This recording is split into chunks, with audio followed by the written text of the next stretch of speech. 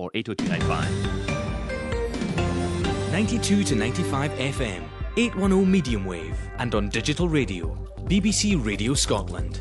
It's 9 o'clock, the news with Vary Stewart. A trial is taking place in China of the wife of a prominent Chinese politician accused of the murder of a British businessman. Gu Kalai is accused of poisoning Neil Haywood, whose body was found in a hotel room in the city of Chongqing last November. The case has shaken China's political system, in which her husband, Bo Chi-lai, had been seen as a rising star. The Ministry of Defence has admitted keeping body parts and tissue samples of soldiers killed in Afghanistan without permission from their families. Officials said in some cases it was necessary to keep forensic material, but they were now trying to contact relatives who'd not been correctly informed. It's thought no more than 60 families are affected.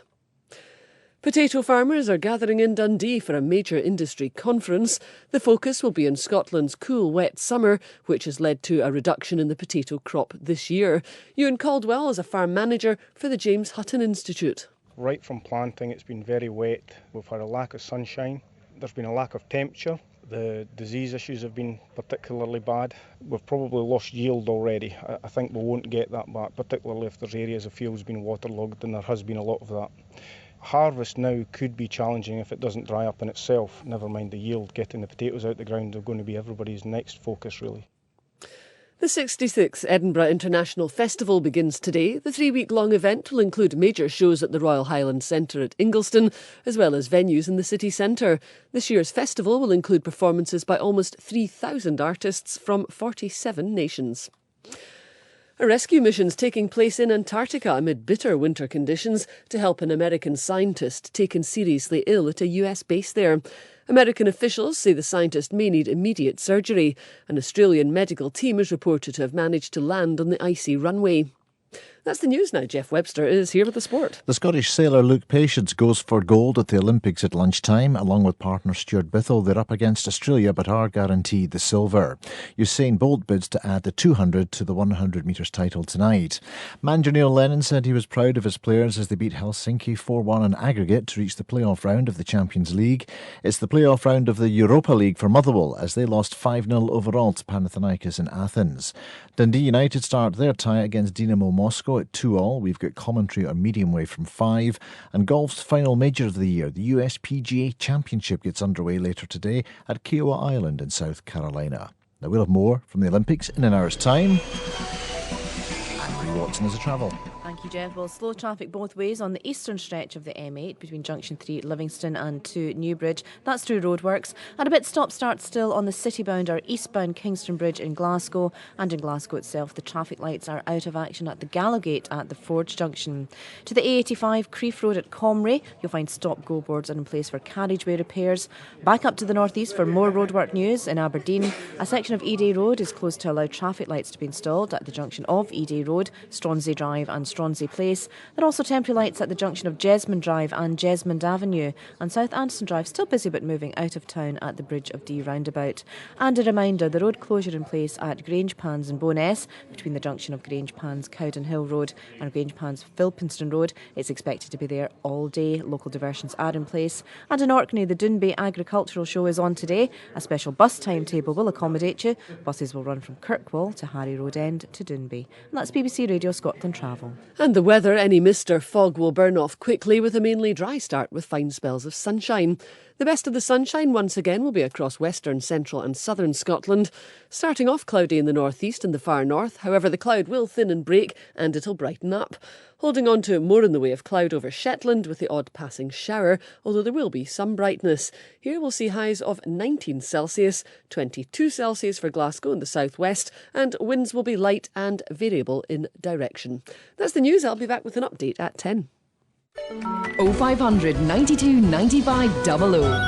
Text 80295. We'd love to hear from you this morning on Call Kaye. It's Glenn Campbell in for Kaye Adams. And still to come this morning, when a loved one is registered with the organ donation scheme and then dies, should the bereaved family or the doctors in attendance be allowed to refuse the dead person's wish to have their organs donated?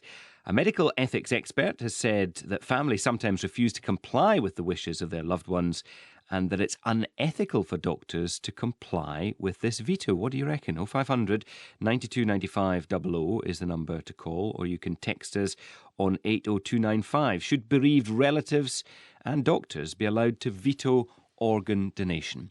And a survey of tourists has said that the UK's food is the worst they've eaten on their travels. I'll be speaking to top chef Andrew Fairley about why we serve up such a poor bill of fare to our overseas visitors and to ourselves. And you can let me know about any nasty nosh you've been confronted with in restaurants in Scotland. 80295 for your texts, 0500 92 95 00 for your calls. And we're talking at the moment about Scottish banknotes and their acceptability or otherwise in other parts of the UK. Pat is in Argyll and Bute. What's happened to you when you've gone south, Pat? I've always had notes refused, more or less. I've been going to England for the past 30 years or so. But in general, I've always had the idea that if we give them our notes anyway, they're going to burn them. That's a strong point to make, but I've had that wee hearing about myself. What do you mean? Well, if we pass our notes on, because they don't use them or they don't accept them, right? One of your previous callers there said that it goes in a bin, like type thing, right? So if there's nothing else... They just send them back to the bank from which they originated, do they? I don't think they do, no, because they don't actually value them, do they? Right. If it's stuck in a bin, then there's no value put on that, is there? I mean, so what would you do? What would you do to resolve the situation? I mean, how can we make our banknotes more acceptable? Should it be illegal for them to be refused? Well, aye, because if we deface the Bank of England notes, it's sort of illegal, isn't it? Right, but we're not talking about defacing them. We're talking about whether they're accepted or not. Well, is that not the same issue?